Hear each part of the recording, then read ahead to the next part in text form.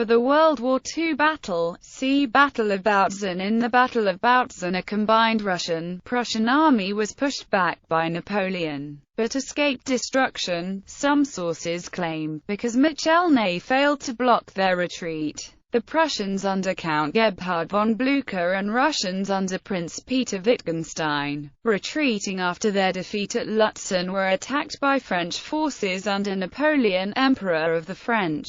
Prelude. The Prusso-Russian army was in a full retreat following their defeat of the Battle of Lutzen. Finally, Generals Wittgenstein and Blücher were ordered to stop at Bautzen by Tsar Alexander I and König Frederick William III. The Prusso-Russian army was nearly 100,000 men strong, but Napoleon had 115,000 troops. Additionally, Marshal Ney had 85,000 more men within easy marching distance. Wittgenstein formed two defensive lines, with the first holding strong points in villages and along ridges and the second holding the bridges behind a river bend. Napoleon had planned to pin down his enemies to their lines and then trap them with Ney's troops. However, due to faulty reconnaissance, he became concerned that the Prusso-Russians had more soldiers and held stronger positions than they actually did. So Napoleon then decided he would not set up his trap until they had been softened up.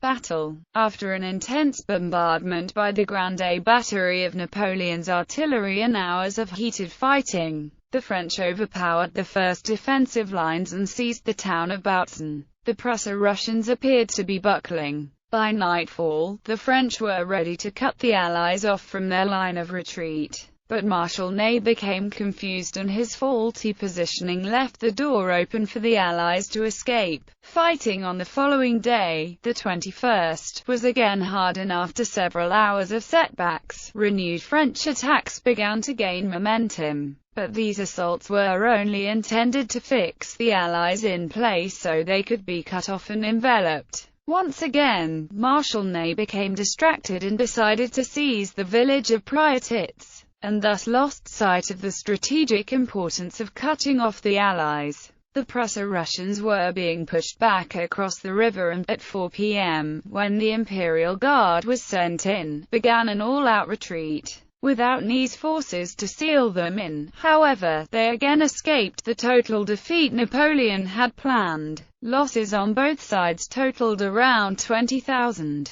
But some other sources also say that the losses on French side were significantly higher because of their aggressive attack tactics, which failed to cut off the Allies from their lines, and the Allies only lost 14,000. The French victory at Bautzen is therefore often called a Pyrrhic victory. Aftermath. Although a success for the French, Bautzen was not the decisive, strategic result Napoleon was looking for. Ney's failure to cut the line of retreat robbed the French of complete victory. Once more Napoleon had to settle for a narrow, Pyrrhic victory. To make matters worse, during the battle, Napoleon's close friend and Grand Marshal of the Palace, General Gerard Duroc, was mortally wounded by a cannonball and died hours after the battle. Following Bautzen, Napoleon agreed to a 7-week truce with the coalition, requested by the Allies on the 2nd of June 1813.